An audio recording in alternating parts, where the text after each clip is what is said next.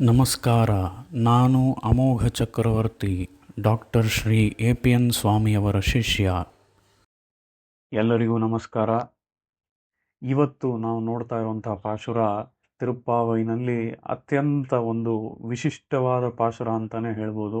ಆ ರೀತಿಯಲ್ಲಿ ಒರುತ್ತಿ ಮಗನಾಯ್ ಪಿರಂದು ಒರುತ್ತಿ ಮಗನಾಯ್ ಒಳಿತ್ತು வளர தரக்கில்லான் ஆக்கித்தான் தீங்கு நினைந்த கருத்தை பிழைப்பித்து கஞ்சன் வயிற்றில் நெருப்பென்ன நின்ன நெடுமாலே அறுத்தித்து வந்தோம் பரதருவியாகில் திருத்தக்க செல்வமும் சேவகமும் யாம் பாடி வருத்தமும் ತೀರ್ந்து ಮಗಿழ்ந்தೇಲೋರ್ ಎಂಪಾವಾಯ್.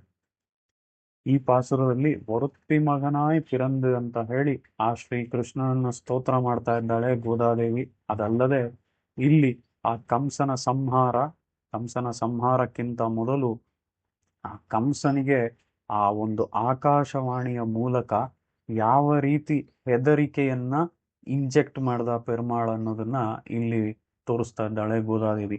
ಆ ಒಂದು ಆಕಾಶವಾಣಿಯನ್ನ ಕೇಳಿದ ಕೂಡಲೇ ಈ ದೇವಕಿ ವಸುದೇವರ 8ನೇ ಮಗನಾದವನು ನನ್ನನ್ನು ಸಂಹಾರ ಮಾಡ್ತಾನೆ ಅನ್ನುವಂತಹ ವಿಷಯ ಯಾವಾಗ ಆಕಾಶವಾಣಿಯಿಂದ ಗೊತ್ತಾಯ್ತೋ ಕಂಸನಿಗೆ, ಆ ಒಂದು ಕ್ಷಣದಿಂದ ಆ ಕಂಸನ ಸಂಹಾರ ಆಗುವವರೆಗೂ ಅವನು ಒಂದು ಭಯದಲ್ಲೇ ಇದ್ದ ಅಂತ ಹೇಳಿ ಆ ಭಯವನ್ನ ಇಂಜೆಕ್ಟ್ ಮಾಡುವಂತಹ ಒಂದು ಪ್ರಕ್ರಿಯೆ, ಅದರ ಬಗ್ಗೆ ಇಲ್ಲಿ ಗೋದಾದೇವಿ ಹೇಳ್ತಾ ಇದ್ದಾಳೆ.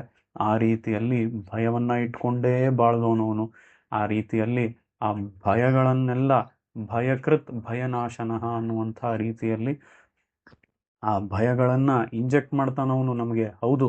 ಆದರೆ ಅದೇ ಸಮಯದಲ್ಲಿ ಭಯನಾಶನಃ, ಆ ಭಯಗಳನ್ನ ನಾಶ ಮಾಡುವವನು ಅವನೇ. ಆದ್ದರಿಂದ ಅವನ ಚರಣಾರವಿಂದಗಳನ್ನ ನಾವೆಲ್ಲರೂ ಹಿಡಿದುಕೊಂಡು ಪ್ರಾರ್ಥನೆ ಮಾಡಿದ್ರೆ ಈ ಇಲ್ಲಿ ಗೋದಾದೇವಿ ಹೇಳಿರೋ ಹಾಗೆ ಆ ಭಯಕೃತ್ ಭಯನಾಶನ, ಭಯವನ್ನು ಉಂಟು ಮಾಡ್ತಾನೆ. ಆದರೆ ಉಂಟು ಮಾಡಿದ್ರೆ ನಾವು ಅವನನ್ನ ಮೊರೆ ಹೋದ್ರೆ ಆ ಭಯವನ್ನ ನಾಶ ಮಾಡ್ತಾನೆ. ಆ ರೀತಿಯಲ್ಲಿ ಈ ಪಾಶುರದಲ್ಲಿ ಅತ್ಯಂತ ವಿಶೇಷವಾದ ಅರ್ಥಗಳು ಇವೆ. ವೃತ್ತಿ ಮಗನಾಯ್ ಪಿರಂದು ಅಂತ ಹೇಳಿದ್ರೆ ನಾವು ಕೂಡ ಒಬ್ಬರಿಗೆ ಮಗನಾಗೆ ಹುಟ್ಟೋದು, ಒಂದೇ ತಾಯಿಗೆ ಮಗನಾಗೆ ಹುಟ್ಟೋದು. ವೃತ್ತಿ ಮಗನಾಯ್ ಒಳಿತು ವளர, ಅದೇನದು ಎರಡೆರಡು ಸರಿ ವೃತ್ತಿ ಅಂತ ಯಾಕೆ ಹೇಳಬೇಕು ಅನ್ನುವಂಥ ಈ ಪ್ರಶ್ನೆಗಳಿಗೆಲ್ಲ ಉತ್ತರ, ಇದಕ್ಕೆ ವಿಶೇಷವಾದ ಅರ್ಥಗಳು ಎಲ್ಲವನ್ನ ತಾವೆಲ್ಲರೂ ಇವತ್ತು ಸಂಜೆ 6ರಿಂದ 7 ಆಂಡಾಳ್ ಮಂದಿರಕ್ಕೆ ಬಂದರೆ ಇದಕ್ಕೆ ಉತ್ತರ, ವಿವರವಾದ ಅರ್ಥಗಳು ಎಲ್ಲವನ್ನು ಕೇಳಿ ಆನಂದಿಸ್ಬೋದು.